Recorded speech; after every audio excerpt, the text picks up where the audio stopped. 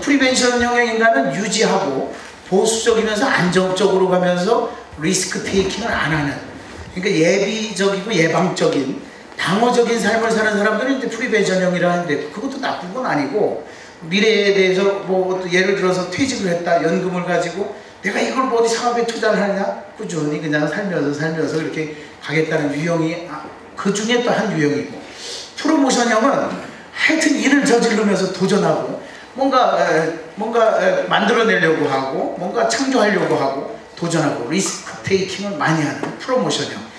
우리 명강사 과정에 오신 우리 회원님들은 제가 보기에는 프리벤션형의 에너지를 조금 가지고는 계시면 조금 더 적극적인 프로모션형의 인간에 가깝지 않은가. 정문석 우리 대표님, 소장님을 무대로 모시겠습니다. 어서 오십시오. 한 적이 있습니다. 근데 이제 성공한 사람들을 인터뷰를 하다 보면 보통 이분들의 공통적인 부분들이 많이 있어요. 그럴 거 아닙니까? 성공하게 되면 성공하는 공통적인 것들이 있더라고요. 그래서 저도 이 친구한테 물어봤어요. 어떻게 너는 이렇게 성공할 수 있었냐? 한 비결을 좀 얘기 좀 해줘라. 그랬더니 이 친구는 세 가지 비법을 얘기를 해줍니다. 그 첫 번째가 이런 얘기를 했어요. 자기는 누군가를 만나면은 제일 먼저 하는 것이 약속 시간 15분 전에 약속 장소를 먼저 간다는 거예요.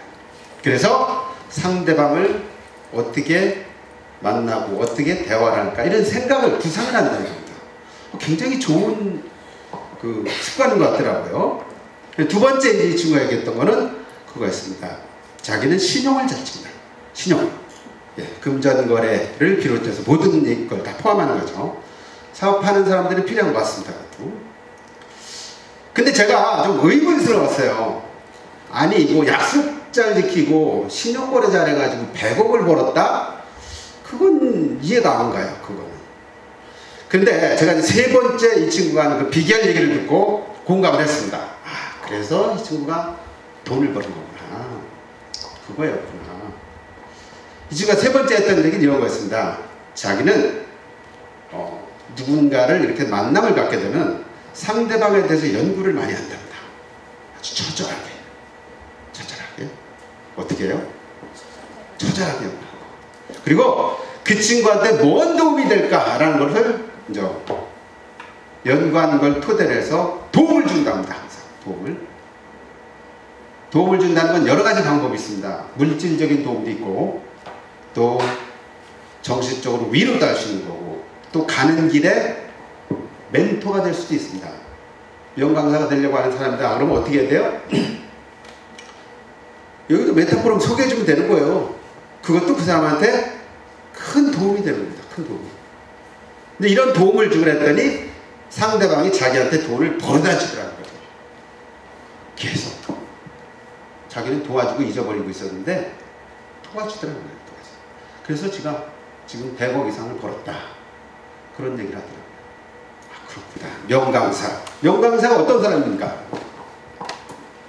명강사. 질문이 어렵습니까? 명강사 어떤 사람입니까? 명강의를 하는 사람이 명강사예요. 그죠? 굉장히 쉬운 건데 대답은 안 하시네. 동의하십니까? 네. 명강의를 하는 사람이 명강사입니다. 그러면 명강이라는 건 또 뭐냐? 명강의. 명강에 대해서는 여러 가지 해석이 있을 수 있어요. 그래서 명강의 소리를 들으려면 자기 체험이 먼저 있어야 됩니다. 컨텐츠. 내 컨텐츠가 없는 사람은 절대로 명강의를 할 수가 없어요. 왜? 감동을 할 수가 없거든요. 그 사람의 체험을 가지고 강의를 해야 됩니다. 남 얘기를 가지고 하는 거는 명강의가 절대 갈 수가 없습니다. 내 체험이 중요하다는 거죠. 자, 명강의를 저는 이렇게 얘기합니다. 롤러코스터다. 롤러코스터. 여러분 롤러코스터 타보셨죠? 롤러코스터 타면 기분이 어떻습니까? 한번 같이 한번 타볼까요? 잠깐?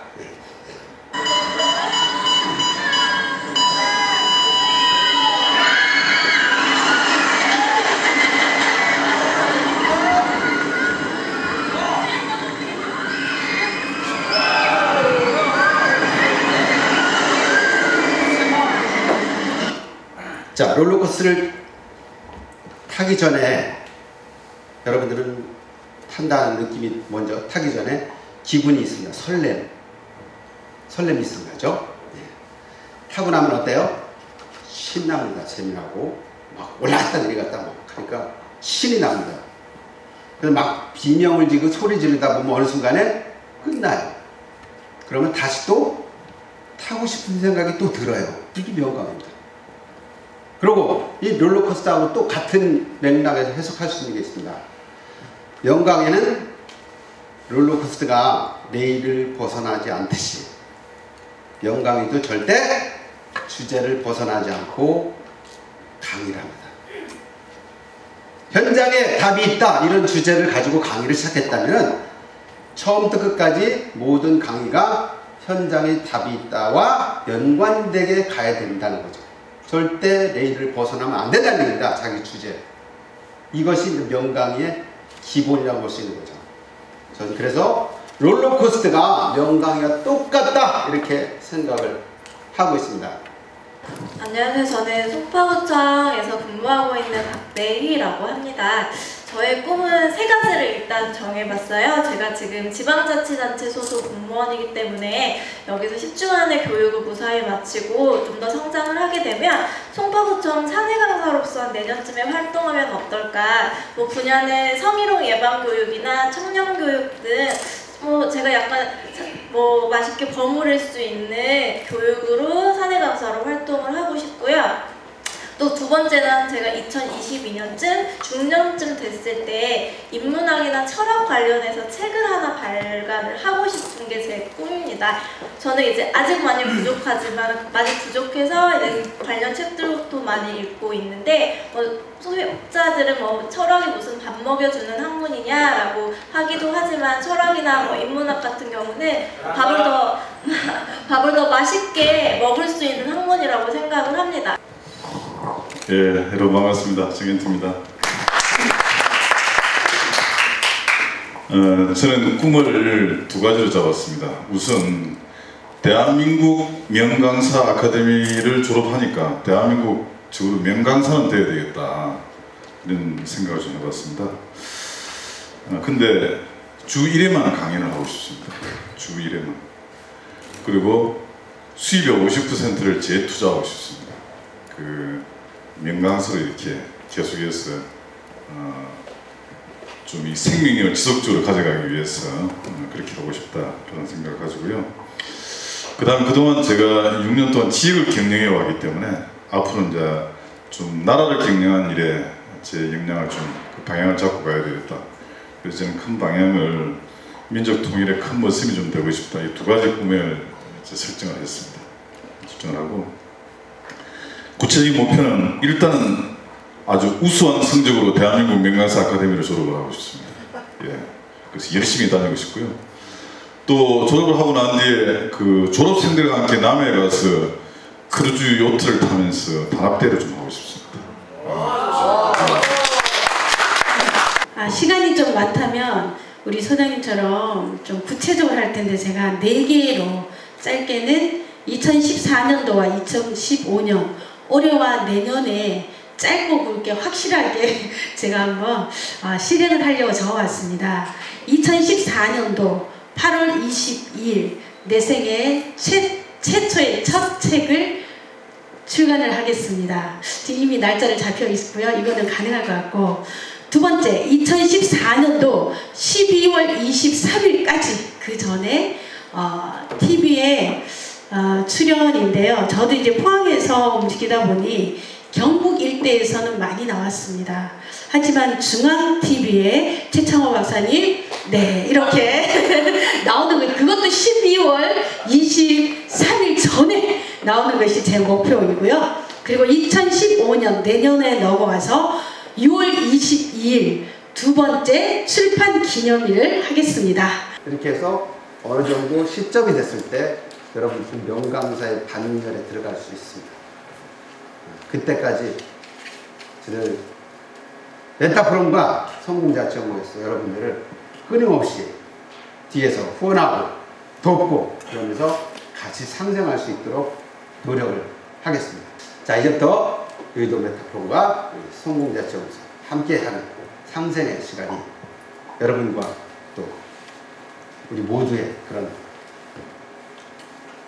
발전의 디딤돌이 되는 그런 시간이 되길 바라면서 제 강의는 여기서 모두 마치겠습니다. 감사합니다. CJ 쇼핑 쇼호스트이기도 하고 제2골프 채널에 골프 캐스터도 합니다. 쇼호스트 하면서 골프도 또 잘 칩니다. 나를 밝히는 커뮤니케이션 비법, 방법에 대해서 우리가 10시까지 강의를 또 들어보겠습니다. 문석현 강사를 소개하겠습니다. 어서 오십시오. 고맙습니다. 네, 안녕하세요. 소개받은 문석현입니다. 만나서 반갑습니다. 안녕하세요. 제가 드리고 싶은 말씀은 저절로 상대의 마음을 여는 커뮤니케이션. 맨 처음에 그 박사님께서 의뢰하실 때는 뭐 말의 표현을 어떻게 하면 좀 더 상대방이 더 쉽게 알아들을 수 있게 좀 더 세련되고 윤기 있게 표현을 할 수 있는 방법에 대해서 제가 이제 아나운서를 하고 쇼호스트를 하고 있으니까 또 방송을 하고 있으니까 뭐 그런 그 노하우나 이런 것들은 뭐 많이 갖고 있습니다만은 그렇게 상대방에게 말을 하기 이전에 내가 뭐 몸짓이랄지 아니면 표정이랄지 아니면은 뭐 약간 2% 정도만 바꾸면은 상대방으로부터 아, 저 사람은 뭔가 달라. 아, 저분은 뭔가 좀 다르게 뭐 흔히 말하는 아우라라고 하죠. 그리고 어떤 그 풍겨나오는 말하긴 좀 그런데 뭔가 풍겨나오는 뭐 묘한 매력이 있어. 이런 것들을 약간씩만 2% 정도씩만 바꾸시면은 얼마든지 만들어낼 수가 있습니다. 그런 방법들을 제가 뭐 쇼호스트를 하면서 방송을 하면서 느꼈던 점들 실제로 여러 가지 그 사례를 통해 가지고 소개를 하도록 하겠습니다. 이 사람은 13살짜리라고 했습니다. 얘는 16살짜리라고 했습니다.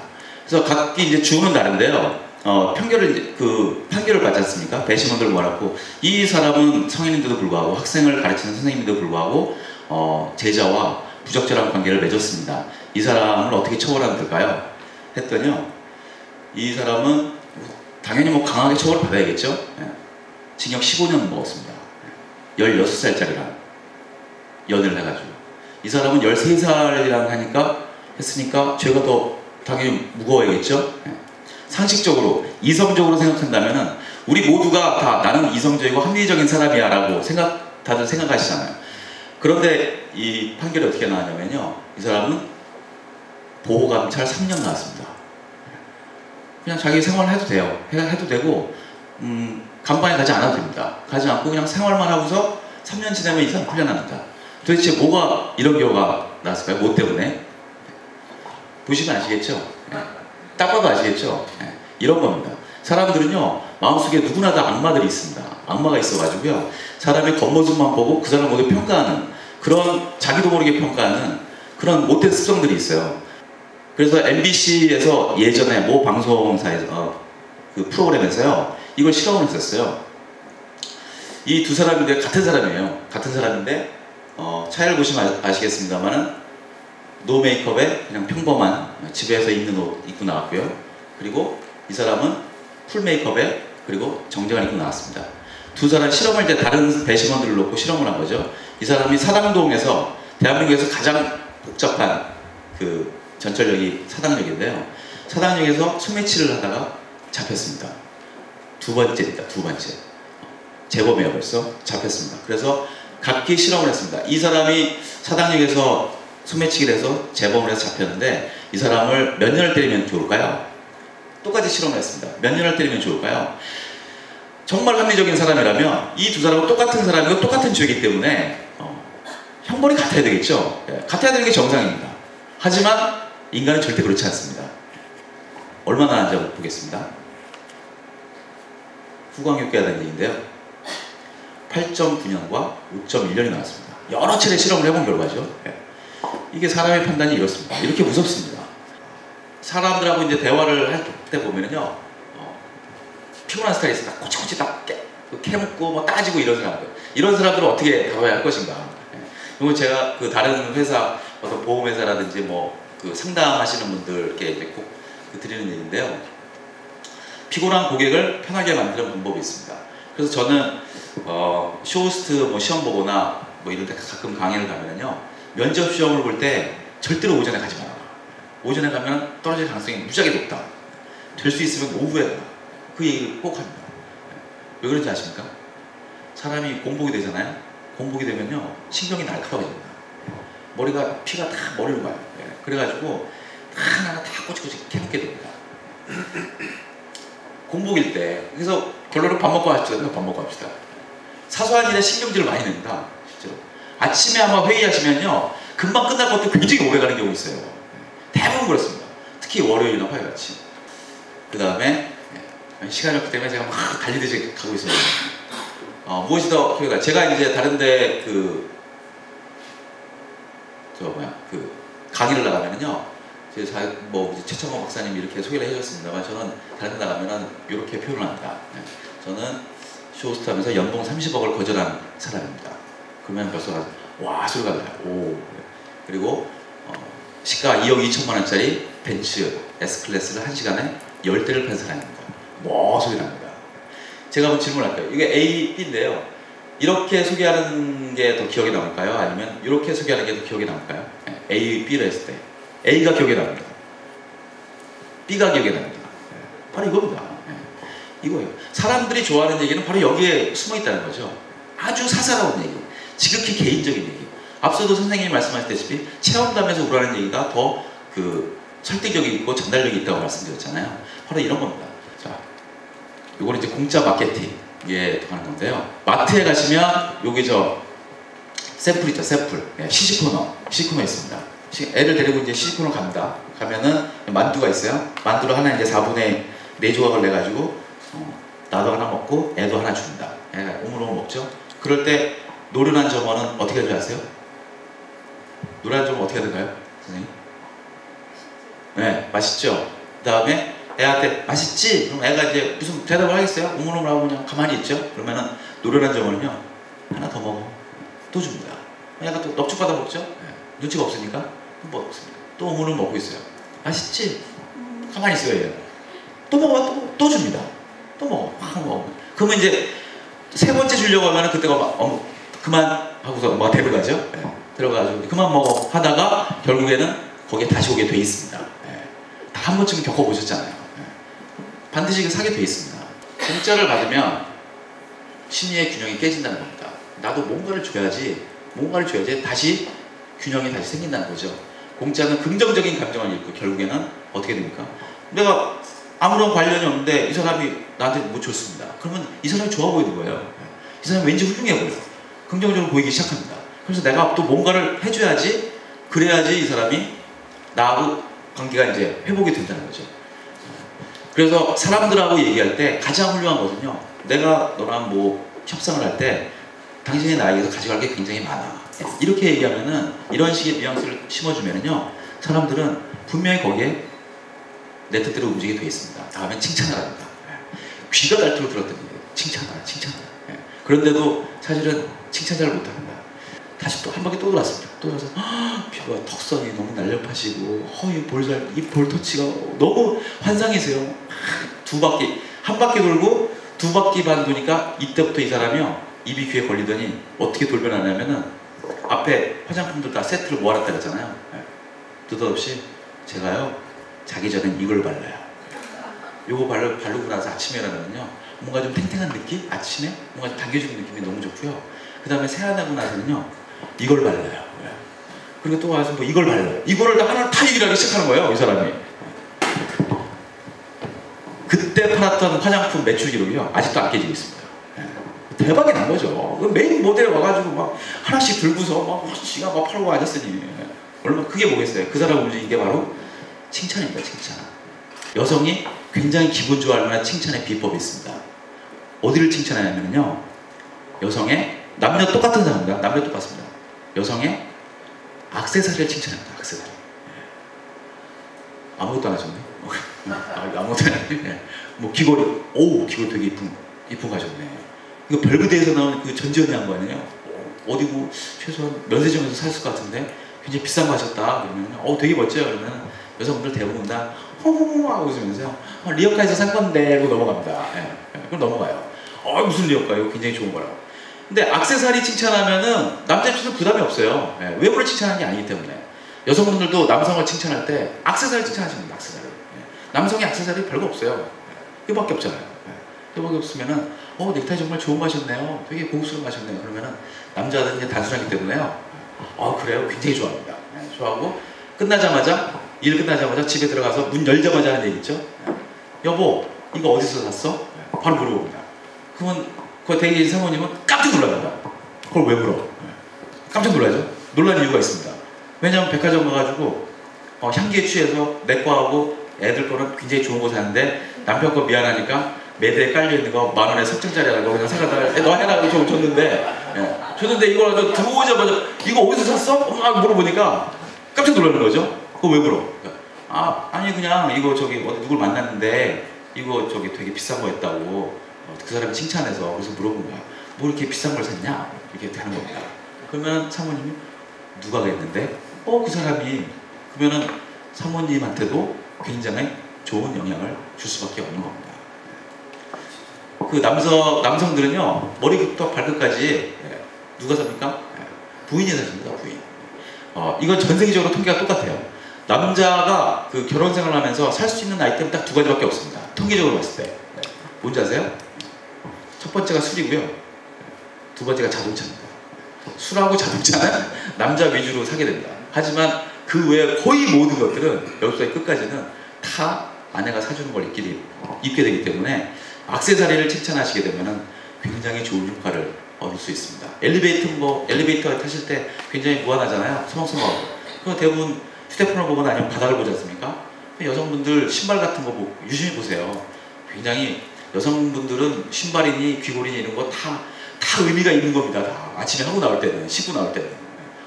신발 이쁜 거 샀는데 되게 멋있는데 한마디만 해보세요.